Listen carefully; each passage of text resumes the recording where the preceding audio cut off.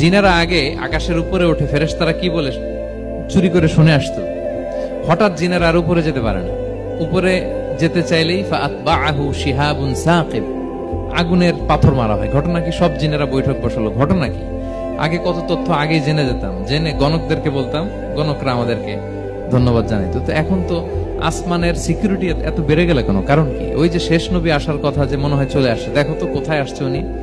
খুঁজতে খুঁজতে খুঁজতে একদল ওই দিন ফজরের সময় আল্লাহর হাবিব সাল্লাল্লাহু আলাইহি ওয়াসাল্লাম রক্তাক্ত হয়ে ফজরের সালাত যখন পড়তেছেন, ওই কোরআন তেলাওয়াত শুনে তারা এলাকায় যেয়ে বলল যে ইন্না সামি'না কুরআনান আজাবা, আজীব কোরআন শুনে আসছি, ইয়াহদি ইলা রুশদি, এই কোরআন মানুষকে হেদায়েতের পথে নিয়ে যায়। ফাআমান্না বি, আমরা ঈমান এনে ফেললাম। সুবহানাল্লাহ পড়ে।